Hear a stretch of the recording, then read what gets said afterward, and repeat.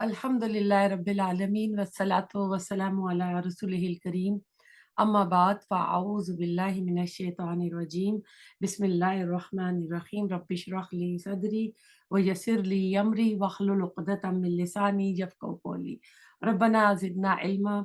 पारा नंबर जो है 9 है, सूरतुल अल आराफ है और आयत नंबर 94 से करेंगे। इससे पहले इस सूरह की आयत नंबर 59 से लेके 93 तक 4 रुकू थे। इनमें बहुत ही मशहूर मारूफ अंबिया नूह अलैहिस्सलाम, हूद अलैहिस्सलाम, सालेह अलैहिस्सलाम, लूत अलैहिस्सलाम और शुएब अलैहिस्सलाम का उनकी दावत, उनकी जो अक़वाम थी जिन कौम की तरफ भेजा गया, ये हमने सारा पढ़ा।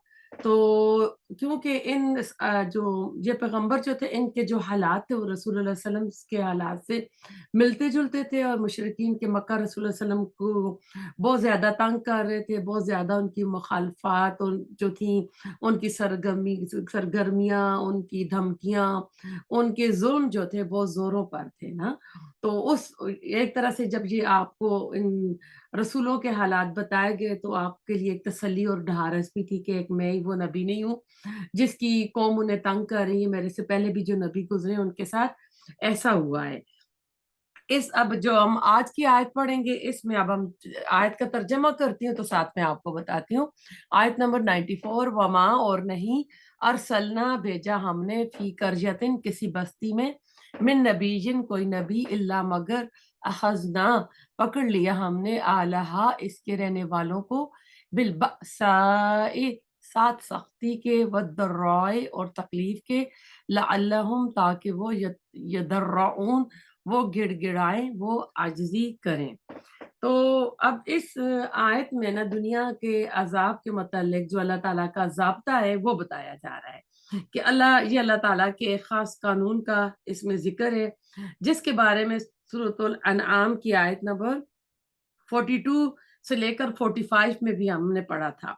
अल्लाह ताला की हमेशा से ये सुन्नत रही है कि जब भी किसी कौम की तरफ किसी रसूल को भेजा जाता तो इसकी कौम को सख्तियों और मुसीबतों में मुब्तला करके इनके लिए रसूल की दावत को कबूल करने का माहौल पैदा किया जाता, क्योंकि खुशहाली और ऐश की जिंदगी गुजारते हुए इंसान नसीहत की कोई नई बात सुनने की तरफ कम ही माहिल होता है।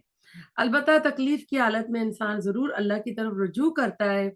लिहाजा हर रसूल की दावत के आगाज के साथ ही इस कौम पर इज्तमाही जिंदगी के हालात तंग कर दिए जाते थे, लेकिन मुतल्लिका कौम के लोग इसके बावजूद भी होश में ना आते, अपनी जिद पर अड़े रहते और रसूल की दावत को बदस्तूर रद्द करते चले जाते, तो इन पर वो सख्तियां और तकलीफें दूर करके इनको गैर मामूली आसाइशों नेमतों से नवाज दिया जाता था। ये अल्लाह ताला की तरफ से गोया ढील देने का एक अंदाज था कि अब इस कौम ने बर्बाद तो होना ही है, मगर आखिरी अंजाम को पहुंचने से पहले इनकी नाफरमानियों की आखिरी हदूद देख ली जाए कि ये सरकशी की रविश पर कहाँ तक अल्लाह ताला के मुखालिफ होकर जा सकते हैं। ये वो कानून है या अल्लाह ताला की सुन्नत है जिस पर हर रसूल की बासत के बाद अमल दरामद होता रहा है। सूरत सजदा में भी इस कानून की वजाहत इस तरह की गई है, वलनुज़ीक़न्नहुम मिनल अज़ाबिल अदना दूनल अज़ाबिल अकबर लअल्लहुम यर्जिऊन। और हम इन्हें जरूर मजा चिखाएंगे छोटे अजाब का बड़े अजाब से पहले, शायद कि ये रुजू करें। बड़े अजाब से मुराद यहाँ अजाब इत्तिसाल है, जिसके बाद किसी कौम को तबाह और बर्बाद करके नसीयम मनसयन कर दिया जाता है, यानी भूला बिसरा जो होता है। इस अजाब की कैफियत मक्की सूरतों में इस तरह बयान की गई है का अल्लम यगनु फिया, सूरत अल अराफ में पढ़ा था 92 में। सूरत हूद में आएगा वो लोग ऐसे हो गए जहां वो बसते ही नहीं थे। वक़ुतिया दाबिरुल कौमुल लज़ीना ज़लमू, सूरत अल अनाम में बस जालिम कौम की जड़ काट दी गई। ला युरा इला मसाकिनुहुम, सूरत अल अहक़ाफ में आएगा अब सिर्फ इनके यानी मस्कन घर ही नजर आते हैं। यानी एजाब जो एहतिसाल होता है इसके बाद इनके बनाए हुए आलीशान महल तो मौजूद थे, लेकिन इनके रहने वाले वहाँ कोई बाकी नहीं थे। कानून कुदरत के तहत इस तरह की नौयत के अजाबुल अकबर से पहले अल्लाह ताला छोटी छोटी तंबियात यानी छोटी छोटी खबरदारियां डरावे अल्लाह देता रहता है, ताकि लोग जो गफलत की नींद सो रहे हैं उससे जाग जाएं, होश में आ जाएं, और जो गुरूर और तकब्बुर की आदत उन्होंने अपनाई हुई थी उसको तर्क करके आजिज़ी इख्तियार करे और रजू करके अल्लाह ताला के जो आखिरी अजाब होता है उससे बच जाए। तो ये अल्लाह ताला की एक सुन्नत है, उसका तरीका है कि जब दावत दी जाती है लोग नहीं कबूल करते, तो फिर इस तरह अल्लाह ताला उनके साथ करता है। छोटे छोटे जो होते हैं हमारे पास भी छोटे छोटे जब अल्लाह ताला की तरफ से आते हैं डरावे, तो इसलिए आते हैं कि हम अपने राय रास्त पर आ जाएं, अपने आप को ठीक कर लें। जब इंसान अल्लाह ताला की हदूद को पामाल करने लगता है खुलम खुलम, तो फिर अल्लाह ताला उनके ऊपर याशियों का, नेमतों का दरवाजा खोल देता है। तो अल्लाह ताला से दुआ करते हैं कि अल्लाह ताला हमें अपनी नाफरमानियों से बचाए और अल्लाह ताला हमें ऐसे अजाबों से बचाए, हम खुशी खुशी अल्लाह ताला की तरफ आए। ऐसा नहीं कि मुसीबतें और दुख तकलीफें आए तो तब हम आजिज़ी करें और गड़गड़ाएं और अल्लाह के हजूर तौबा करें, बल्कि हम खुशहालियों में नेमतों में भी रह कर अपनी नेमतों को अल्लाह के रास्ते में यूज करें। अल्लाह ने जो माल दिया अल्लाह के रास्ते में लगाएं और खुशी खुशी से लगाएं। क्योंकि जब दुनिया के लिए हम देखें कोई करते हैं ना, तो एक नामवरी होती है, दिखावा होता है, मेरी बेटी की शादी, मेरे बेटे की शादी है, तो हम अच्छे से अच्छा करते हैं। तो इसी तरह जब कुरान की बात आए, अल्लाह की दीन की बात आए, तो वहां भी खुले दिल से खर्च करना चाहिए। और ये वाला खर्च जो है ये आपके अकाउंट में जमा होता रहता है। जो हम दुनिया को दिखावे के लिए करते हैं उसका हमें हिसाब किताब देना पड़ेगा।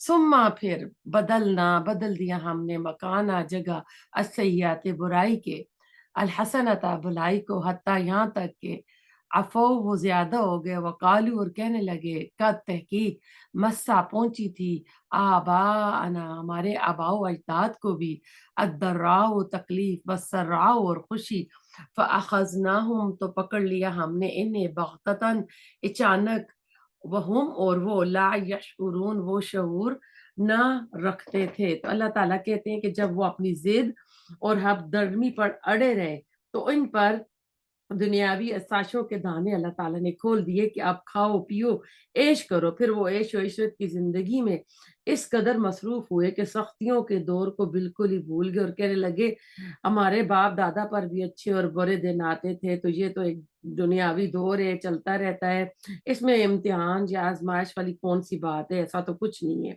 हता कि इनकी पकड़ की घड़ी फिर आ पहुंचती और इन्हें इनका शऊर नहीं होता। अल्लाह ताला की कहते हैं कि गिरफ्त फिर यूं अचानक आ जाती है।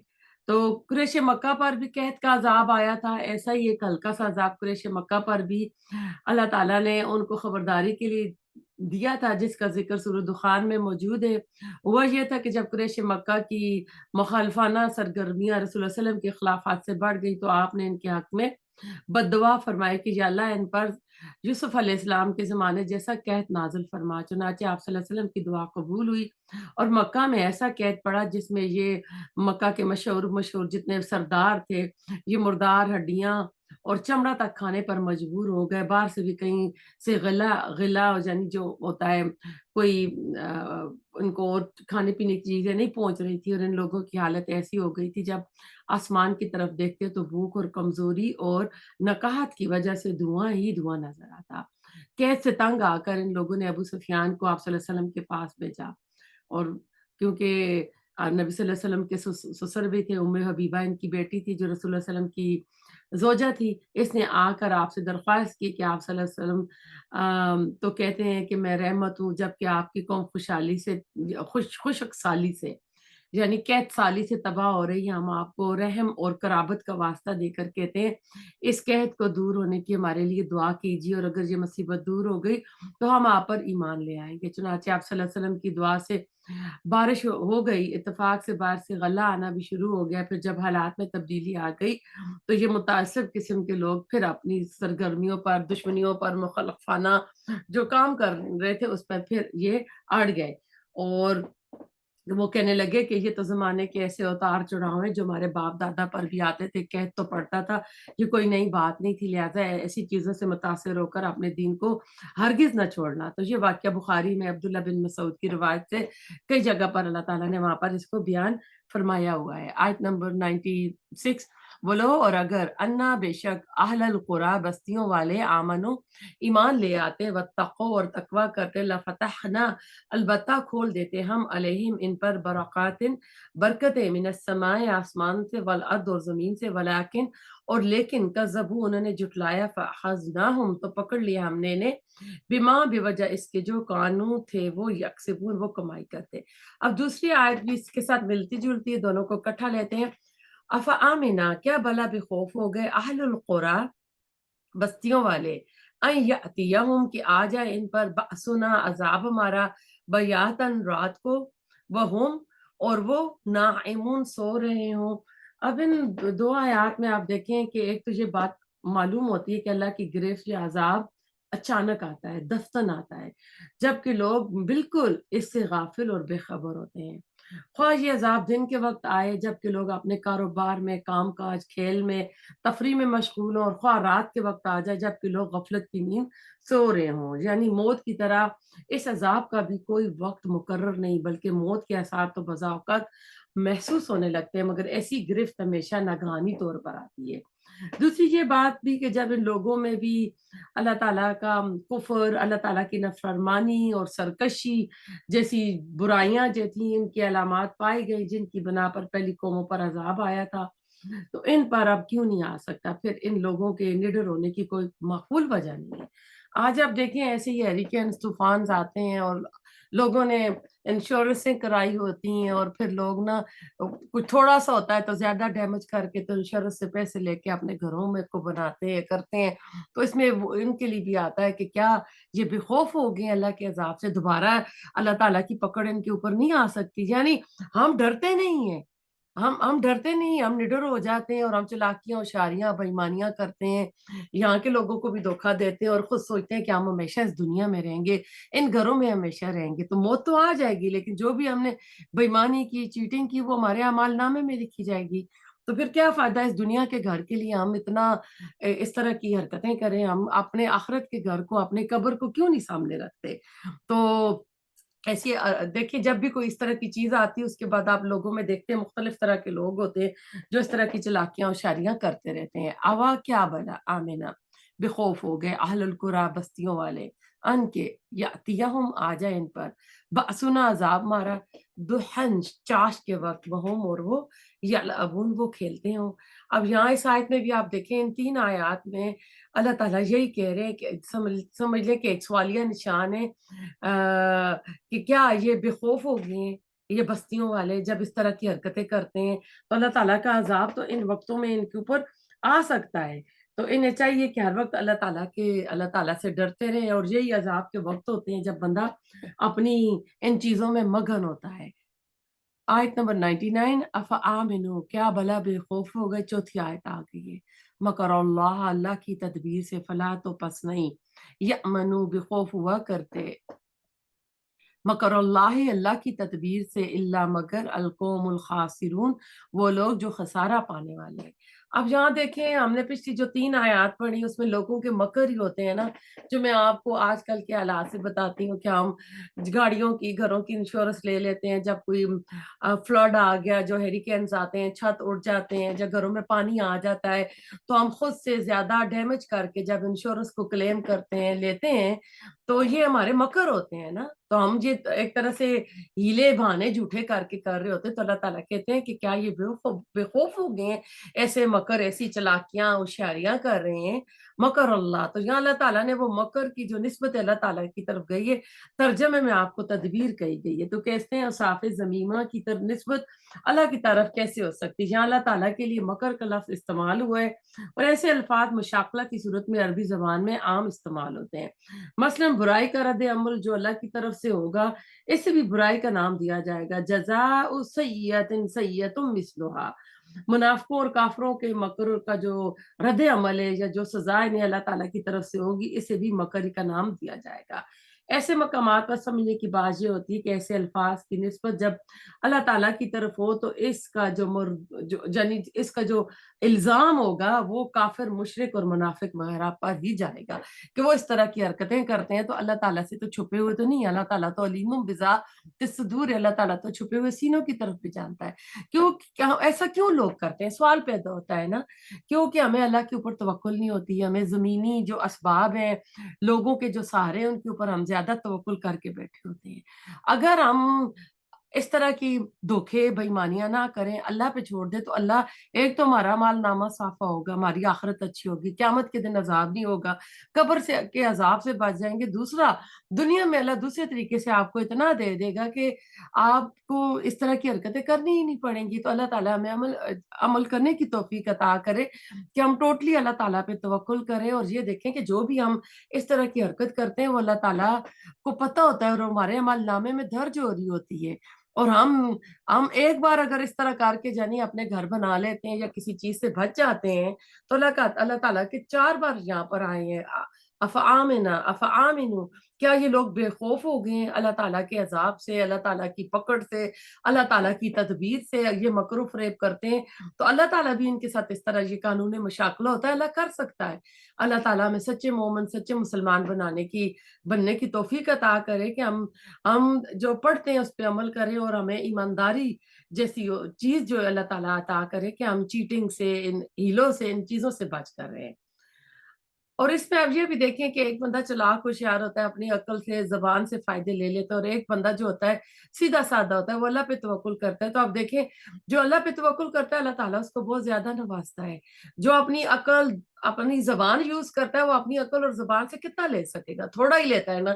لیکن دوسرا بندہ جو اللہ پہ کر رہا ہوتا ہے اور جو سیدھا سادہ ہوتا ہے، اس کے اوپر اللہ تعالیٰ کے وارے نہارے ہوتے ہیں، اللہ اس کو بہت زیادہ دیتا ہے، کیونکہ وہ چلاکیاں ہوشیاریاں نہیں کر رہا ہوتا۔ تو اس لیے چلاکیوں ہوشیاریوں سے بچنا چاہیے نا۔ کہتے ہیں نا کہ توبہ استغفار جو ہوتی ہے وہ ہماری جو غلطیوں پر ہوتی ہے، چلاکیوں ہوشیاریوں پر توبہ استغفار نہیں ہوتی، اس کا تو پھر حساب ہوتا ہے۔ آیت نمبر 100 پہ آئے ہیں۔ اولم، کیا بلا نہیں، یا ہدی رہنمائی کی، للذین، ان لوگوں کی جو یرثون وارث بنتے الارض زمین کے، من بعد اہلیہ، اس کے رہنے والوں کے، ان اس بات نے کہ لو اگر نشاء ہم چاہیں، اصبناہم پکڑ لیں ہم انہیں، بذنوبہم بوجہ ان کے گناہوں کے، ونتبعو ہم مور لگا دیں، علی قلوب ان کے دلوں پر، فہم پھر وہ لا یسمعون وہ نہ سنیں۔ یعنی اگر وہ چاہتے تو اپنی جو پچھلی قومیں گزری ہیں ان کے انجام سے عبرت حاصل کر سکتے تھے۔ یہ بات خوب سمجھنے کی ہے کہ جن بھی، یعنی جو بھی جرائم پچھلی اقوام کر رہی تھی، جو بھی حرکتیں کر رہی تھی، اللہ تعالیٰ نے ان کو ہلاک کر لیا۔ اب وہ والے جو جرم ہے، وہ والی حرکتیں، وہ اعمال ہم نہ کریں کہ ہمارے اوپر بھی ایسی مصیبت آ سکتی ہے۔ تو ہوتا کیا ہے کہ اللہ تعالیٰ دلوں پر مور لگا دیتا ہے۔ جب مور لگ جاتی ہے تو پھر کیا ہوتا ہے کہ پھر بندوں کو وہی نا کہ ایک گناہ کرتے ہیں تو ایک ڈانٹ سیاہ لگتا ہے، دل پہ ایک نقطہ لگتا ہے، بندہ گناہ پہ گناہ کرتا جاتا ہے، نقطے لگ لگ کے تو دل سیاہ بن جاتے ہیں، پھر دلوں پہ زنگ لگ جاتا ہے۔ پھر جو اللہ تعالیٰ کے جو گناہ ہوتے ہیں، نافرمانیاں ہوتی ہیں، کچھ نہیں لگتا، پھر بندہ ڈیدہ دلیری سے اللہ تعالیٰ کی نافرمانیاں بھی کرتا ہے، گناہ میں بھی پڑا رہتا ہے۔ لیکن اگر ایک غلطی ہو گئی، انسان پلٹ آتا ہے، توبہ استغفار کرتا ہے، تو کالا ڈاٹ جو ہوتا ہے نا، نقطہ، وہ ہٹ جاتا ہے۔ تو اللہ تعالیٰ ہمیں بار بار توبہ کرنے کی توفیق عطا کرے۔ ہم انسان ہیں، ہم سے غلطیاں تو ہوں گی، لیکن اگر ہم باز آ جائیں، اپنے آپ کو سنبھال لیں اور اپنی اصلاح کر لیں، تو یہ ہم سب کے لیے بہتر ہے۔ تو اس لیے کہا گیا کہ بعد میں آنے والے لوگوں نے اپنی جو ان سے پہلے کی قومیں تباہ اور برباد ہوئی تھی، ان سے کوئی سبق حاصل نہیں کیا۔ قوم عاد نے کیوں سبق حاصل نہیں کیا قوم نوح علیہ السلام سے؟ اور قوم سمود نے کیوں نہیں عبرت حاصل کی قوم عاد کی بربادی سے؟ اور قوم شعیب نے کیوں نہیں کی قوم لوط کے انجام سے؟ تو اللہ تعالیٰ کہتے ہیں وَنَطْبَعُ عَلَىٰ قُلُوبِهِمْ فَهُمْ لَا يَسْمَعُونَ، ہم ان کے دلوں پر مور لگا دیا کرتے ہیں، پھر وہ کچھ سنتے ہی نہیں ہیں۔ تو اللہ تعالیٰ اس سے ہمیں بچا لے کہ جب کوئی موریں لگ جائیں اور ہمارے آس پاس تبلیغ ہو رہی اور ہمارے اوپر اس کا اثر نہ ہو رہا ہو، تو اللہ تعالیٰ ہمارے دلوں کو بھی پر اثر بنائے، جو سنیں اس کے اوپر عمل کریں، اور دلوں میں نرمی عاجزی ہمیں پیدا کرے۔ اب اللہ کہہ رہے ہیں تل کا یہ بس قرا قریت ان کی جمع یہ قرا بستیاں ہیں، نقص ہم بیان کر رہے ہیں علیکا آپ پر من انبا یا ان کی خبروں میں سے، ولقد اور البتہ تحقیق جاءتہم آئے ان کے پاس رسلہم رسول ان کے بالبینات ساتھ کھلی نشانیوں کے، فما تو پس نہ کانو تھے وہ لیؤمنو کہ وہ ایمان لاتے، بما بوجہ اس کے جو کذبوا انہوں نے جھٹلایا من قبل اس سے پہلے، کذالک اسی طرح یتبعو مور لگا دیتا ہے اللہ علی قلوب دلوں پر الکافرین کافروں کے، اللہ تعالیٰ ہمیں ان میں سے نہ کریں۔ تو جیسے یعنی جیسے ایمان لانا ہوتا ہے اور جیسے ہی حق انسان کے اوپر ظاہر ہوتا ہے تو اسے حق قبول کر دینا چاہیے، جسے قبول نہیں کرنا ہوتا ہے اس کے لیے نصیحتیں، دلیلیں، نشانیاں، موعظے سب بے اثر ہو جاتے ہیں۔ یہی نقطہ اللہ تعالیٰ نے سورۃ الانعام کی آیت نمبر 110 میں فرمایا تھا، وَنَقَلِّبُ أَفْئِدَتَهُمْ وَأَبْصَارَهُمْ كَمَا لَمْ يُؤْمِنُوا بِهِ أَوَّلَ مَرَّةٍ، یعنی ہم ان کے دلوں اور ان کی نگاہوں کو الٹ دیتے ہیں جیسے کہ وہ پہلی مرتبہ ایمان نہیں لائے تھے۔ تو اس میں آیت میں دیکھیں بہت ہی سمجھنے والی بات ہے کہ دل پر مہر کب اور کیسے لگتی ہے۔ آیت کے اس حصے میں دو باتیں بیان ہوئی ہیں، ایک یہ کہ دل پر مہر کب اور کیسے لگتی ہے، دوسرا یہ کہ اس مہر لگنے کی نسبت اللہ کی طرف کس لحاظ سے۔ اللہ تعالیٰ فرماتا ہے انسان کے دل پر مہر یوں لگتی ہے کہ وہ جس بات کا ایک دفعہ انکار کر دیتا ہے یا اس کو جھٹلا دیتا ہے، پھر اسے کوئی نشانی دیکھنے سے یا کسی کے سمجھانے سے، حقیقت سمجھ آ جانے سے میں وہ اپنے آپ سے یعنی انکار پر ڈٹا رہتا ہے، اس سے اس کی انا مجروح ہوتی ہے۔ جب کوئی انسان اس حالت کو پہنچ جائے تو اسے سمجھ لینا چاہیے کہ اس کے دل پر اللہ تعالیٰ کی مہر کا وقت لگنے کا آ گیا اور آئندہ وہ حق بات کو تسلیم کرنے کے قابل نہیں ہوگا۔ پھر مہر لگنے کی نسبت اللہ تعالیٰ کی طرف کیوں ہے؟ مہر لگانے کی نسبت اللہ تعالیٰ کی طرف اس لیے کہ اسباب کو اختیار کرنا انسان کے اپنے بس میں ہوتا ہے، اور اسی وجہ سے اسے یہ اسباب اختیار کرنے کا حکم دیا گیا ہے، اور اس کے اعمال کی جزا اور سزا کا دار و مدار بھی اسباب کو اختیار کرنے کی وجہ سے ہوتا ہے، لیکن ان اسباب کے نتائج حاصل کرنا انسان کے اختیار میں نہیں ہوتے، یعنی کوشش کرنا ہماری کہ ہم کوشش کریں۔ یہ نتائج اکثر اوقات تو اختیار کردہ اسباب کے مطابق ہی ہوتے ہیں، لیکن کبھی کبھار ان کے خلاف بھی ہو سکتے ہیں، لہٰذا نتائج کی نسبت اسباب اختیار کرنے والے کی طرف بھی ہو سکتی ہے، اللہ تعالیٰ کی طرف بھی۔ قرآن میں یہ نسبت دونوں طرح سے استعمال ہوئی ہے۔ بہرحال یہ نسبت اگر اللہ تعالیٰ کی طرف بھی ہو تو یہ معلوم ہوتا ہے کہ یہ کسی سبب اختیار کرنے والے مجرم کے عمل کے نتیجے میں، اور حقیقتاً مجرم وہ ہے جس نے ایسے اسباب اختیار کیے تھے۔ آیت نمبر 102، وما اور نہیں، وجد نہ پایا ہم نے لأکثرہم ان کی اکثریت کے لیے، من احدن کوئی احد، وَإِن اور بے شک، وجدنا پایا ہم نے اکثرہم ان کی اکثریت کو، لفاسقین البتہ فاسق۔ تو عہد کو پورا نہ کرنا فسق ہے۔ عہد سے مراد وہ فطری عہد بھی ہو سکتا ہے جو انسان کی اللہ تعالیٰ نے جو عہد الست سورۃ الاعراف میں الست بربکم نام مشہور ہے، جس کی روح سے ہر انسان نے عہد کیا تھا کہ وہ اپنے رب کے سوا کسی دوسرے کو معبود نہیں بنائے گا، اور وہ عہد بھی ہے جو انسان دوسرے انسانوں سے ہم وعدے کرتے ہیں نا، یہ لین دین کے معاملات ہوں، نکاح طلاق کے معاملات ہوں، جو بھی وعدہ ہے، جو بھی ہم کسی سے وعدہ کرتے ہیں تو قیامت کے دن کہا جاتا ہے کہ ان وعدوں کے بارے میں سوال ہوگا، تو جو وعدے کیے جاتے ہیں ان کو پورا کرنا چاہیے۔ تو دنیا میں جب بھی کوئی قوم ابری اپنے رسول کے سہارے ابری، ہر قوم کے علمی اور اخلاقی ورثے کا غالب حصہ اپنے رسول کی تعلیمات اور وصیتوں پر رہتا ہے۔ اسی طرح ہر رسول نے اپنے پیروکاروں سے کچھ عہد اور میثاق لیے ہوتے ہیں، لیکن لوگوں کی اکثریت نے کبھی اس عہد کی پاسداری نہیں کی، اس لیے اللہ تعالیٰ کہتے ہیں وَإِن وَجَدْنَا أَكْثَرَهُمْ لَفَاسِقِينَ، اور ہم نے ان کی اکثریت کو فاسق ہی پایا۔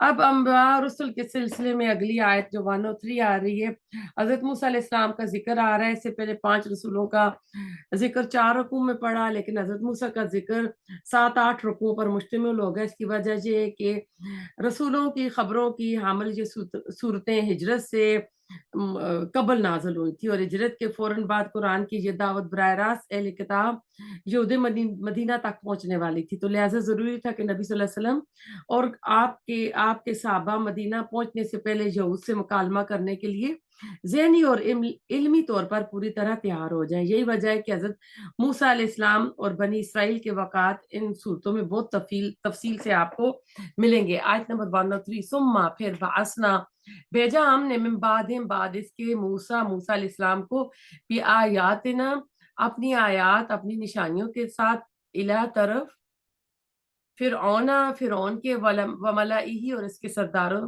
के वज़लमू तो उन्होंने जुल्म किया बिहा साथ इसके फंजुर पास देखिए केफा किस तरह काना हुआ आकिबतुल मुफसिदीन अंजाम फसाद करने वालों का। आयत नंबर 103 पे हम आए हुए मूसा अलैहिस्सलाम का हम इसमें पढ़ रहे हैं, यानी जो हमने 5 पैगंबरों के हालात पढ़े, अब इसमें मूसा अलैहिस्सलाम की तरफ अल्लाह ताला कह रहे हैं। तो 5 कौमों का जिक्र हुआ, वो जजीरा नुमा अरबी के मुख्तलिफ इलाकों में रहती थी।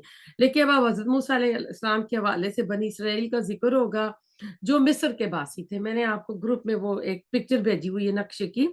तो मिस्र जो था बर आज़म अफ्रीका के शुमाल मशरिक कोने में वाक़या है। इस किस्से में सराय सीना का जिक्र आएगा। ये मुसल्लस शक्ल नुमा जजीरा नुमा जो इलाका है मिस्र और फलस्तीन के दरमियान वाक़या है। मिस्र में उस वक़्त फिरौन की हुकूमत थी, यानी उनका टाइटल था, जिस तरह इराक के कदीम बादशाह नमरूद कहलाते थे। इसी तरह मिस्र में इस दौर के बादशाह को फिरौन कहा जाता था। चुनांचे हज़रत मूसा अलैहिस्सलाम को बराह रास्त मिस्र के जो बादशाह थे उस वक़्त के फिरौन उसके साथ भेजा गया, उसके पास भेजा गया कि जाएं उसको जाकर ना बताएं। तो अल्लाह की आयात से फिरौन की अब हम देखते हैं ना कि नाइंसाफी क्या थी। नाइंसाफी की बात यह थी कि उन्होंने इन मौजज़ात को जादू के करिश्मे कह दिया, और ये नाइंसाफी वैसी ही थी जैसे कुरैश मक्का ने कुरान सुनकर ये कह दिया था कि ये तो किसी दूसरे आदमी की लिखी हुई है। और जैसा कलाम हम पेश कर सकते थे, फिर जब इन्हें कुरान ने इस बात का बाकायदा तौर पर चैलेंज कर दिया, तो अपनी सरतोड़ कोशिश के बावजूद इतने फसी और बलीग शेर व शायरी करते थे। औरतें भी जो कलाम करती थी, कलाम का दौर था, तो वो यानी कुछ ना कर पाए। इसी तरह फिरौन और इसके दरबारियों ने मूसा अलैहिस्सलाम के मौजज़ात को जादू के करिश्मे समझकर अपने मुल्क के बुलंद पाया जादूगरों को आपसे मुकाबले के लिए ला खड़ा किया। फिर जब इन जादूगरों ने मूसा अलैहिस्सलाम की असा जो था उसकी लाठी की कैफियत देखी, तो एतराफ कर लिया कि ये जादू से ऊपर की कोई चीज है। अगर ये जादू होता तो नामुमकिन था कि हमारी दस्तरस से बाहर होता। बड़े माहिर एक्सपर्ट जादूगर थे ना। आयत नंबर 104 और वकाल और कहा मूसा अलैहिस्सलाम ने या फिरौन ए फिरौन इन्नी बेशक रसूल में एक रसूल हूं मैं रब्बिल आलमीन रब्बुल आलमीन की तरफ से। तो हकीकुन अला आया है कि मैं अल्लाह ताला की तरफ से यानी आया हूँ। तो ये फिरौन इस दौर में कहते हैं मिस्र के बादशाह का जो लकब था फिरौन हुआ करता था, इसका असली नाम अलग होते थे। फिरौन के लकब के पीछे ये तस्वर कार फरमा था कि सबसे बड़े देवता सूरज की रूह बादशाह के जिस्म में हलूल कर जाती है। इस लिहाज से वो बादशाह इस जमीन में इसी सबब बड़े देवता या महादेवी का जिस्मानी मजहर होता है। इसी बना पर तमाम फिरौन बादशाह गुजरे जमीन पर अपनी खुदाई का दावा भी रखते थे। मूसा अलैहिस्सलाम को अपनी जिंदगी में 2 फिरौनों से पाला पड़ा था। एक फिरौन वो जिसने मूसा अलैहिस्सलाम की परवरिश की थी, उसका नाम रामीसीस था।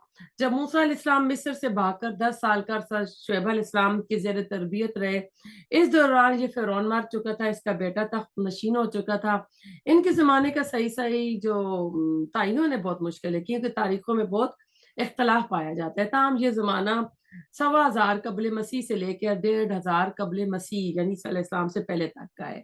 जिस फिरौन के सामने मूसा अलैहिस्सलाम ने अपने अपने मोइज़ात लेकर गए थे, ये वही रामीसीस का बेटा था जिसकी सल्तनत बड़ी वसी थी, जो शाम से लेकर लिबिया तक और बहर रूम के साहिलों से हबशा तक फैली हुई थी। ये फिरौन इस वसी इलाके का सिर्फ बादशाह ही न था बल्कि माबूद भी बना हुआ था। तो उसको जाकर कह रहे हैं कि मैं अल्लाह ताला का सच्चा रसूल हूँ। हकीकुन कायमु अला इस पर के अला ना अकूला में कहूँ अल्लाह अल्लाह पर इल्लल हक का मगर हक बात का तहकीक जितुकुम लाया हूँ मैं तुम्हारे पास बेबय्यिनतन एक वाज़िह निशानी में रब्बिकुम तुम्हारे रब की तरफ से। फअरसिल बस भेज दो माइया साथ मेरे बनी इसराइल को।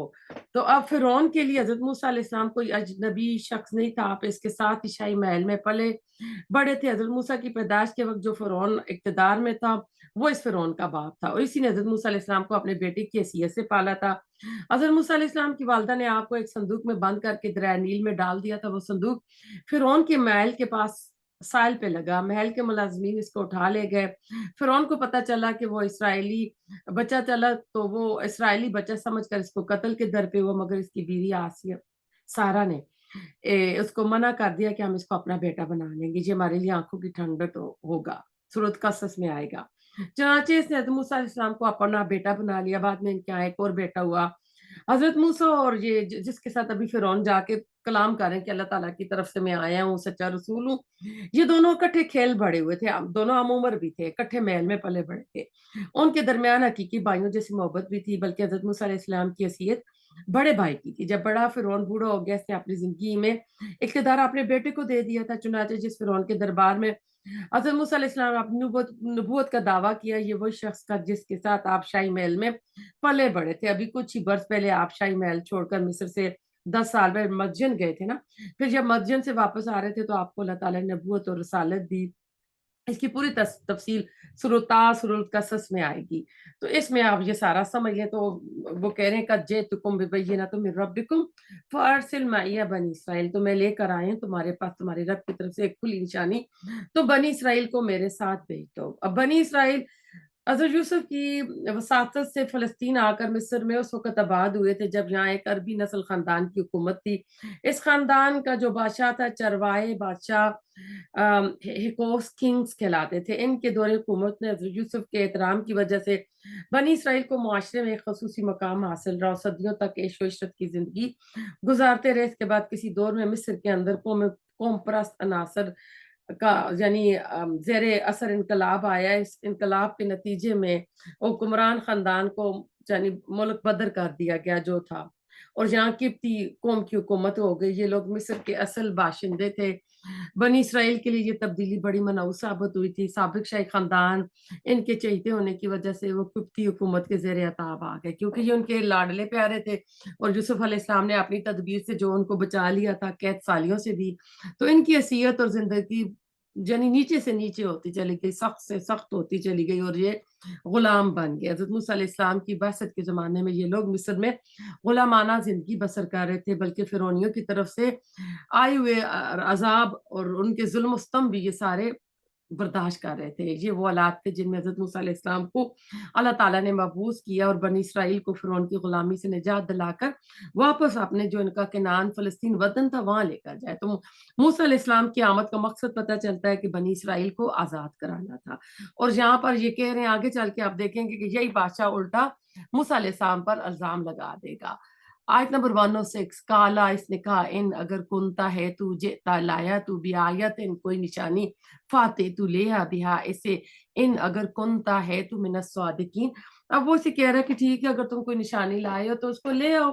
تو موسیٰ علیہ السلام اب دیکھتے ہیں اگلی آیات میں، فالکا، تو اس نے ڈالا، عصاؤ، عصا اپنا، فیضا، تو یکا یک یا وہ سبحان ازدہا تھا، مبین، واضح۔ تو موسیٰ علیہ السلام کو اللہ تعالیٰ نے دیا تھا عصا اور ید بیضا۔ واحد روایت سے معلوم ہوتا ہے جب موسیٰ علیہ السلام نے فرعون کے مطالبے پر اپنا عصا زمین پر، لاٹھی زمین پر پھینکی، تو تھوڑی دیر میں بہت بڑا اژدہا بن گیا، اور اپنا منہ کھول کر فرعون کی طرف لپکا۔ فرعون نے سخت دہشت زدگی کی حالت میں موسیٰ سے التجا کی کہ سام کو سنبھال لے۔ آپ نے اسے ہاتھ لگایا تو وہ پھر سے عصا بن گیا، پھر آپ نے اپنا ہاتھ بغل میں ڈالا، اسے نکالا تو وہ سفید اور چمکدار تھا، حالانکہ موسیٰ علیہ السلام کا اپنا رنگ گندمی تھا۔ یہ ہاتھ اتنا یعنی چمکدار تھا کہ بغل سے نکلتا تھا، جس سے لوگوں کی آنکھیں چندیا جاتی تھی۔ تو یہ یعنی یہ والی اس کی حقیقت ہے جو اللہ تعالیٰ نے موسیٰ علیہ السلام کو جو معجزے دیے تھے۔ پھر آج کی آخری آیت کرتے وَنَزَعَ، اور اس نے باہر نکالا، یَدَہُ، ہاتھ اپنا، فیضا، تو یکا یک، ہیا وہ، بیداہ، سفید چمکتا ہوا، للناظرین، دیکھنے والوں کے لیے۔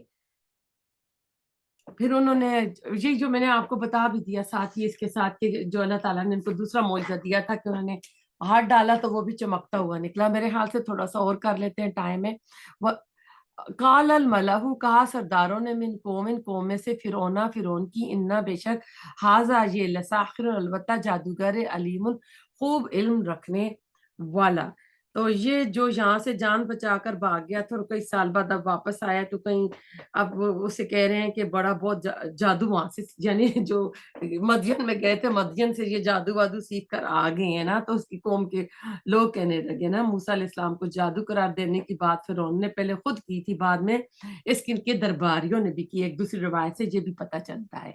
آیت نمبر 110، یریدو وہ چاہتا ہے ان کے یخرجکم وہ نکال دے تمہیں من ارضکم تمہاری زمین سے، فماذا تو کیا تأمرون تم حکم دیتے ہو۔ حالانکہ دیکھیں ابھی پچھلی آیات میں موسیٰ علیہ السلام کہہ رہے ہیں کہ میں بنی اسرائیل کو لینے آیا ہوں، اس کو میرے حوالے کر دیں، تو اب یہ کہہ رہے ہیں کہ یہ تو چاہتا ہے جادو کے زور میں تم اس ملک سے ہی نکال دے اور خود اپنی حکومت قائم کر لے۔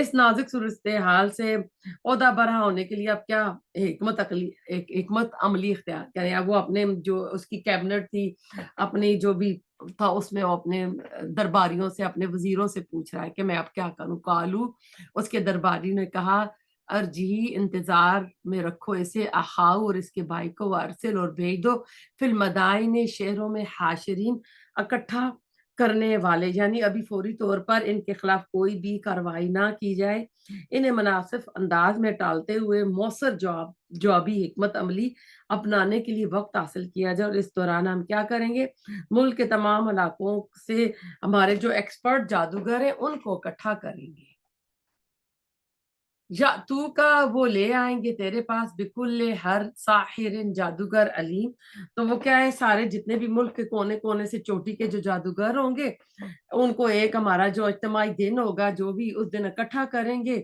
تو ہم موسیٰ علیہ السلام کو شکست دو چار کریں گے، تاکہ لوگوں کے ذہنوں میں اگر کوئی خوف اثرات اتنا بڑا وہ جو پائفو بن گیا تھا، ازدہ بن گیا تھا نا، تو اس کے جو اثرات ہیں وہ لوگوں کے دلوں سے نکلتے رہیں۔ تو اب ان آیات سے پتہ چلتا ہے موسیٰ کی باتیں سن کر فرعون کو واقعی شدید خدشہ ہو گیا تھا کہ یہ شخص اس ملک میں انقلاب لا سکتا ہے۔ اس کی کئی جنی وجوہات تھی، ایک یہ کہ موسیٰ علیہ السلام نے انہی میرے کا تربیت پائی تھی، فنون جنگ سیکھے تھے، بلکہ ایک دفعہ حبشہ پر چڑھائی کے دوران انہیں سپہ سالار بنا کر بھی بھیجا گیا تھا اور وہ کامیاب اور کامران واپس لوٹے تھے۔ وہ جرت مند، دلیر، مضبوط قد و قامت کے مالک تھے، اس لیے تو موت کا جب فرشتہ آیا تو اس کو بھی موقع مار دیا تھا نا انہوں نے، اور ان کی صداقت کے سب لوگ واقف تھے۔ دوسرا یہ کہ موسیٰ علیہ السلام نے یہ وضاحت کر دی تھی کہ میں اللہ تعالیٰ کا رسول ہوں جسے تم رب اکبر تسلیم کرتے ہو، نیز یہ کہ میں وہی بات کر رہا ہوں جو میرے رب نے مجھے کہی ہے۔ تیسرا یہ کہ آپ کے جو معجزات نے فرعون اور فرعونیوں سب کو بہت مرعوب اور دہشت زدہ کر دیا تھا۔ ان لوگوں نے جو موسیٰ علیہ السلام کو جادوگر کہہ دیا، میں ایک اپنے آپ کو نا، ایک بچہ جیسے اپنے آپ کو تسلی دے دیتا ہے نا بہلانے کے لیے، وقت ٹالنے کے لیے، لوگوں کو اندھیرے میں رکھنے کے لیے کہ شاید کچھ مدت اور گزرنے پر کچھ دوسرا حالات رخ اختیار کر لیں، ورنہ کون نہیں جانتا تھا کہ کوئی جادوگر نہ کبھی کوئی سیاسی انقلاب لایا ہے اور نہ لا سکتا ہے۔ ابھی بھی جادوگر ہوتے تو آج جادو کی زور سے کتنی حکومتیں بنتی اور سپر پاور کو توڑا جاتا، تو کوئی دور جادو کے زور سے کوئی دوسرا سپر پاور بن جاتا، تو ایسا نہیں ہے۔ آیت نمبر 113، وجاء اور آئے السحرۃ جادوگر، یہ جادوگر ساحر کی جمع السحرۃ ہوئے، فرعون کے پاس، کالو وہ کہنے لگے انا بے شک لنا ہمارے لیے لاجرن البتہ انعام ہوگا، ان اگر کننا ہوئے ہم نحنو غالبین اگر ہم غالب آتے ہیں۔ اب یہ جادوگر دنیا کے جادوگر تھے، دنیا ہی کو فوکس کر رہے تھے، تو انہوں نے فرعون سے کہا نا کہ اگر ہم آ جاتے ہیں، اگر ہم جیت جاتے ہیں تو ہمارا انعام کیا ہوگا۔ فرعون نے اب اچھا جی، کالا اس نے کہا نام ہاں، وَإِنَّكُمْ بے شک تم لمن المقربین البتہ میرے مقربین سے، میرے کلوز درباری جو ہوتے ہیں میری کیبنٹ میں، یعنی شامل کر لوں گا۔ تو فرعون نے ان سے وعدہ کیا تمہیں مالی فائدے بھی دوں گا، اکرام انعام سے بھی نوازوں گا، اور دربار میں بڑے بڑے مرتبے بھی دوں گا۔ اس کے بعد ایک کھلے میدان میں بہت بڑے عوامی مجمع کے سامنے یہ مقابلہ شروع ہوا۔ جب حضرت موسیٰ علیہ السلام اور فرعون کے جادوگر ایک دوسرے کے سامنے آ گئے تو انہوں نے کہا، اب یہ والی جو آیت ہے یہ جادو کا توڑ بھی ہے ان میں۔ کالو انہوں نے کہا یا موسیٰ، اے موسیٰ، اما یا ان کے تول کیا تم ڈالو، و اما اور یا ان یہ کہ نخون ہم ہوں، نحن الملکین ہم ہی ڈالنے वाले हों। आयत नंबर 115 पे आए हुए हैं। तो अब मूसा अलैहिस्सलाम से उन्होंने किया ना कि अब क्या करें, आप पहले यानी डालते हैं जादूगरों को, चूंकि ये बतलाया गया कि था कि इनका एक बड़े जादूगर से मुकाबला है, लिहाजा मूसा अलैहिस्सलाम की इज्जत और तकरीम की खातिर ये बात मूसा अलैहिस्सलाम से पूछी गई, जैसा कि ऐसे मुकाबले के वक्त यही दस्तूर भी रवाज है। आयत नंबर 116 में देखते हैं, कालू, अच्छा ये नहीं, ये काला, मूसा अलैहिस्सलाम ने कहा, अलकू तुम डालो, फलम्मा, तो जब अलकू उन्होंने डाला, सहरू उन्होंने मसहूर कर दिया, अयुन्नास निगाहों को, अन्नासा लोगों की, वस्तरहबूम और उन्होंने खौफजदा कर दिया, इन्हें वजाऊ और वो लाए, बिसिखरिन जादू अजीम बहुत बड़ा।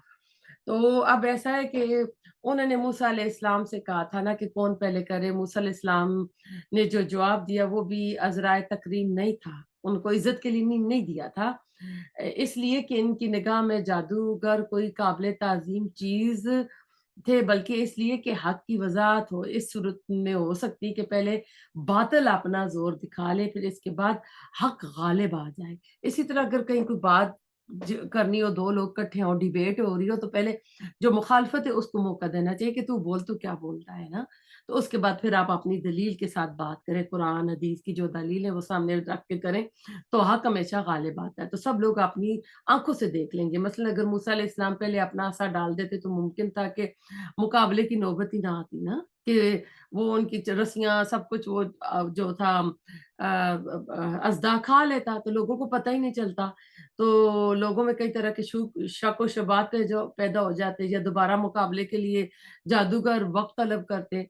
तो जादूगरों का बहुत बड़ा जादू था। जादूगरों ने जब मैदान में अपनी लतादार लाठियां, रस्सियां फेंकी, तो जादू के जरिए लोगों की नजरबंदी कर दी गई, लोगों को सारा मैदान सांपों से भरा हुआ नजर आने लगा, लोग दहशत ज़दा हो गए, क्योंकि इसी यानी वो यानी सोच रहे थे ना कि इतने बड़ी जादू की जो थी नजीर नहीं मिलती, सबसे बड़े बड़े पूरे मुल्क से उन्होंने इकट्ठे किए थे ना। तो अब अगली आयत नंबर 117 में देखते हैं, वह औहैना और वही किया हमने, इस वक्त अल्लाह ताला ने मूसा अलैहिस्सलाम को वही की, इलाम मूसा तरफ मूसा के अंजे के अल के फेंको तुम असा का लाठी अपनी, फ़इज़ा तो यकयकिया वो तलकफ़ु वो निगल रही थी, माँ यफ़िकून इसे जो वो घड़ के लाए थे। अब मूसा अलैहिस्सलाम ने जब देखे इसमें, उन्होंने अपने फन का मुजाहरा किया, यानी जो भी उन्होंने रस्सियां थी सब कुछ डाला, सब एक समझ लें कि एक जो मैदान था वो बड़ा भरपूर मुकाबले का अपने पीक पर था। तो अब इसमें अब देख लेते हैं कि मुकाबले में फिरौन को शिकस्त होती है, इसके दो मतलब है, ये कि जब मूसा अलैहिस्सलाम ने अपना असा फेंका तो वो अजदा बांधकर रस्सियों लाठियों के मसनूई सांपों को खाने लगा, और चूंकि ये मसनूई सांप नहीं थे बल्कि हकीकतन वो रस्सियां और लाठियां थी, मैं लोगों की नजरबंदी थी, इसलिए जो कुछ मूसा अलैहिस्सलाम के अजदा न निकला वो हकीकत रस्सियां और लाठियां थी, वो सांप नहीं थे असल में। आयत के ज़ाहिरी अल्फाज से यही मतलब वाज़ेह होते हैं और अक्सर मुफस्सिरीन इसी तरफ गए हैं। दूसरा मतलब ये भी है कि जहाँ-जहाँ सैयदना मूसा अलैहिस्सलाम का अज़दा पहुँचता था, मस्नूई साँप इन लोगों को फिर से रस्सियाँ और लाठियाँ ही नज़र आने लगते थे, और वो अज़दा सिर्फ़ इनकी शुबदाकारी का ख़ात्मा कर रहा था। जादूगरी जो वो नज़रबंदी की गई थी ना, तो ये जो बड़ा अज़दा था इनकी, वो जादूगरी को ख़त्म कर रहा था। तो आई थिंक जो दोनों मतलब आपको आयत नंबर 17 में आपको दोनों की समझ आ गई होगी। आयत नंबर 118 फवक़हा तो साबित हो गया, अल हक को हक, व बतला और बातिल हो गया, माँ जो कानू थे वो यामलून वो अमल करते। तो बहुत ही खुल्लम-खुल्लम यानी दो टोक जहाँ फैसला हो गया जो भी हो रहा था, तो सबको उन्हें पता लग गया। तो अब क्या हुआ कि अब सबसे पहले तो कौन सब पता चला होगा कि हकीकत है जादूगर। फ़ग़ुलिबू बस मग़लूब कर दिए गए, हुनालिका इसी जगह पर, वनकू वनक़लबू और वो पलटे, साग़िरीन ज़लील और कर, व उल्किया और डाल दिया, सहरतु जादूगर, साजिदीन सजदे में। अब आयत नंबर 120 119 120 यानी फ़िरौन के बुलाए हुए बड़े-बड़े जादूगर मूसा अलैहिस्सलाम के सामने मगलूब हो गए, और नतीजतन फ़िरौन और उसकी कौम के सरदार ज़लील और ख्वार हो गए। तो वह उल्किया सखरतु साजिदीन यानी ऐसे लगा जैसे जादूगरों को किसी ने सजदे में गिरा दिया हो। इन पर ये कैफियत हक के ज़ाहिर होने पर तारी हुई। ये एक ऐसी सूरत-ए-हाल थी जब किसी बाज़मीर इंसान के सामने हक को मान लेने के अलावा कोई दूसरा रास्ता, कोई और दूसरी ऑप्शन नहीं होती। तो ये सारा हुआ। आयत नंबर 121 कालू انہوں نے کہا آمنا ایمان لائے ہم برب العالمین رب العالمین پر. اب دیکھیں اور رب کون؟ رب موسیٰ و ہارون، جو رب موسیٰ اور ہارون کا. یہاں پر مقام فکر ہے، یعنی غور طلب ہے. جادوگر مغلوب ہوئے تو فوراً ایمان کیوں لے آئے، وہ بھی انتہائی پختہ یقین اور استقامت والا ایمان. کہاں ان کی وہ کیفیت کہ وہ فرعون سے انعام کی بھیک مانگ رہے تھے، اور کہاں ان کا یہ جذبہ کہ انہوں نے اسے، یعنی فرعون جس نے بادشاہی کا دعویٰ، خدائی کا دعویٰ کیا ہوا ہے، اس کو خاطر میں نہ لاتے ہوئے نتیجوں سے، انہیں پتا تھا اب نتیجہ کیا نکلے گا، اسے بے پرواہ ہو کر ڈنکے کی چوٹ پر اپنے ایمان کا اعلان کر دیا. جادوگروں کے کردار اور رویے میں اس تبدیلی کی جو وجہ سمجھ آتی وہ یہ کہ جو شخص کسی فن کا ماہر ہو، وہ اس فن کی استطاعت کی حدود یعنی لمیٹیشن کے بارے میں اس کو بخوبی پتا ہوتا ہے. ظاہر وہ اپنے فن کے جو ان کا جو بھی ان کی فیلڈ تھی اس کے اس میں سپلائزیشن یعنی اسپیشلسٹ تھے، تو اس سے متعلق چیز کی قدر و قیمت، اہمیت، معیار پہچان سکتے تھے. چنانچہ جادوگر اپنے فن کے منجے ہوئے ایکسپرٹ ماہرین تھے. وہ فوراً پہچان گئے کہ ان کے جادو کے مقابلے میں جو کچھ موسیٰ علیہ السلام نے پیش کیا وہ جادو سے ما ورا یعنی اس سے اوپر کی کوئی چیز ہے، جس حقیقت کا ادراک فرعون اور اس کے جو وزیر تھے نہ کر سکے. وہ بجلی کی ایک سمجھنا، وہ ایک وہ جیسے فلش لائٹ ہوتی ہے، مانند آنند جادوگروں کے دلوں کے تاریک گوشوں کو روشن کر گئی، اور اس کے نتیجے میں ان کو ایک ایسا ایمان نصیب ہوا جس کی جرت اظہار و استقامت نے فرعون اور اس کے لاؤ لشکر کو پریشان کر دیا. تو اب کیا ہوتا ہے، کالا کہا فرعون، و فرعون نے آمن تم ایمان لائے تم بھی اس پر قبل اس سے پہلے ان کے آزنا میں اجازت دوں لکم تمہیں، انا بے شک حاضہ یہ لمکر البتہ چال تھی، مکر تمہو چال چلی تم نے، فی المدینہ شہر میں لتخرجو تاکہ تم نکال لے جاؤ، منہا اس سے اہلا اس کے رہنے والوں کو، فسوفا پسند قریب تعلمون تم جان لو گے. یہاں بھی آپ دیکھیں فرعون کی مت ماری گئی ہے کہ وہ دیکھیں کس طرح کی وہ باتیں کر رہا ہے نا. فرعون کی جان پر بن گئی تھی. اجتماع میں موجود لوگوں پر جادوگروں کی اس شکست کے اثرات کو کیسے اب اس کو دور کرے، عوام کو مطمئن کرنے کے لیے اب یہ اربا آزما رہا ہے، جیسے آج کل کی ہماری نیوز چینلز ہیں، اس طرح کی چیزیں اچھال اچھال کے عوام الناس جن کو علم ہی نہیں ہوتا ان کے دماغ خراب کرتے رہتے ہیں. چنانچہ اس نے فوراً پینترا بدلا اور بولا مجھے سب پتہ چل گیا، یہ موسیٰ بھی دراصل تمہارا ہی ساتھی تھا جادوگروں کا، بلکہ یہ تمہارا کہہ رہے ہیں کہ بس تم دونوں ملے ہوئے تھے. اس کے مقابلے میں تم لوگوں کی یہ ظاہری شکست ایک سازش تھی جس کا جال تم سب نے مل کر ہمارے خلاف کیا ہے. کیوں کیا ہے؟ کہ تاکہ نکال لو یہاں کے رہنے والوں کو. حالانکہ ایسی تو بات ہی نہیں تھی. آیت نمبر 124 لو قطع ان البتہ میں ضرور کاٹ دوں گا، ایدیکم ہاتھ تمہارے، وارجلکم اور پاؤں تمہارے، من خلاف مخالف سمت سے، پھر صلیبنکم البتہ میں ضرور سولی چڑھاؤں گا تمہیں، اجمعین سب کے سب کو. یہ اس کی مشہور سزا تھی. یہ فرعون یہ سزا دیتا تھا مخالف سمتوں سے، کیونکہ اس طرح جان جو ہے تھوڑی تکلیف دہ میں بندہ تڑپ تڑپ کر مرتا ہے، تو جس طرح کی سزا اپنے قوم کو لوگوں کو دیتا تھا. تو یہ ساری تدبیریں ہیلے یہ فرعون کر رہا ہے.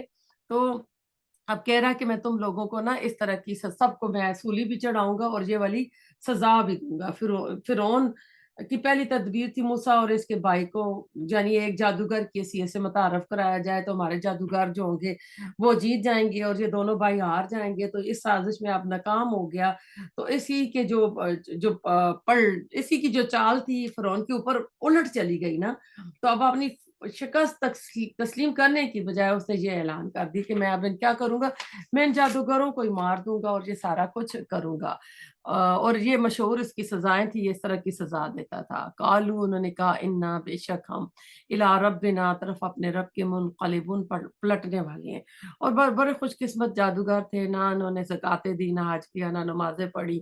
کہتے ہیں صبح کے وقت یہ جادوگر تھے، چاشت کے وقت یہ کیا کہتے ہیں ایمان لائے اور جنت میں بھی چلے گئے. جب فرعون نے ان سب کو مار دیا، شہید ہو گئے اور جنت میں چلے گئے. تو یہ فرعون فرعون جو کر رہا تھا ان کو سزا دے رہا تھا نا، تو جادوگروں پر حق جو تھا کھل گیا تھا، ان کے اندر یقینی کیفیت پیدا ہو گئی تھی، تو اتنی بادشاہ کی اتنی بڑی جو دھمکی تھی وہ اس کی وجہ سے بھی وہ ذرا ان کے قدم نہ لڑ یعنی ڈگمگائے، ان کے قدم ڈگمگائے نہیں۔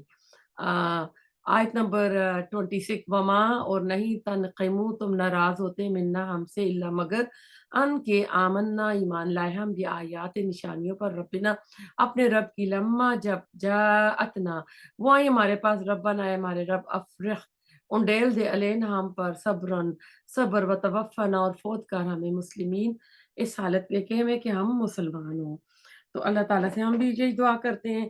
تو اب جو یعنی ایمان کے راستے میں جو بھی آزمائش آنے والی ہے، ان کی سختیوں کو جھیلتے ہوئے اللہ تعالیٰ ہمارا جو صبر کا دامن ہے ہاتھ سے چھوٹ نہ جائے، ایسا نہ ہو کہ ہم پھر سے کفر کی طرف لوٹ جائیں۔ اللہ ہمیں صبر اور استقامت عطا فرما، اگر ہمیں موت آئے تو تیری اطاعت اور فرما برداری کی حالت میں آئے۔ تو اس واقعے کے بعد فرعون نے جادوگروں اس واقعے کے بعد فرعون نے جادوگروں کے خلاف تو ضرور انتقامی کارروائی کی ہوگی، لیکن وہ حضرت موسیٰ علیہ السلام کے خلاف کوئی ٹھوس اقدام نہ کر سکا۔ چنانچہ اس کے بعد بھی حضرت موسیٰ علیہ السلام شہر میں لوگوں تک اللہ تعالیٰ کا پیغام پہنچاتے رہے اور بنی اسرائیل کو منظم کرنے میں مصروف رہے، اور قوم کے بہت سے نوجوان ان کی دعوت پر لبیک کرتے ہوئے ان کے گرد جمع ہونے شروع ہو گئے۔ آپ کی اس طرح کی سرگرمیوں سے حکومتی عہدیداروں کے اندر جا بجا تشویش اور فکر پیدا ہوئی، بالآخر انہوں نے فرعون سے اس بارے میں اب شکایت، اگلے میں ہم پڑھیں گے آیت نمبر 126 میں، تو اس میں یہ سارا جائے گا۔ تو اب یہ دیکھ لیں کہ جس پروردگار کی نشانیوں پر وہ ایمان لائے، ہم تیری نگاہ میں مجرم ٹھہرے ہیں، وہ جادوگر کہہ رہے ہیں، ہم اسی سے التجا کرتے ہیں کہ وہ تیری سختی اور ظلم و ستم پر ہمیں صبر کی توفیق دے اور راہ مستقیم پر ہمیں اللہ تعالیٰ قائم رکھے، اور گھبرا کر کوئی یعنی ایسا نہ کرے کہ ہم کوئی بات نہ لا سکے۔ لوگوں کا ایمان لانا اور فرعونیوں کا بغاوت کا خطرہ، فرعون کی اس تدبیر کا بھی الٹا ہی اثر پڑا۔ بہت سے اسرائیلی موسیٰ علیہ السلام پر ایمان لے آئے، قبطی بھی تھے، وہ بھی یعنی مسلمان ہو گئے، اور فرعون کی یہ چال بھی الٹ پڑ گئی۔ تب نیکسٹ کلاس میں ہم اور آگے چل کے پڑھیں گے۔ اللہ تعالیٰ ہمیں عمل کی توفیق عطا کرے، جو پڑھتے ہیں قبول کرے، ہم سب کے گھروں پہ اللہ تعالیٰ رحمت برکتیں نازل فرمائے، جس نے دعا کے لیے کہا سب کی دعاؤں کو قبول فرمائے۔ جہاں مسلمانوں پر ظلم ستم ہو رہا ہے اللہ تعالیٰ تو ان کی غیبی مدد فرما، ظالموں کا ظلم توڑ، ان پہ اپنا عذاب نازل فرما۔ ربنا تقبل منا انک انت السمیع العلیم وتب علینا انک انت التواب الرحیم۔ سبحانک اللہم وبحمدک نشہد ان لا الہ الا انت نستغفرک ونتوب الیک۔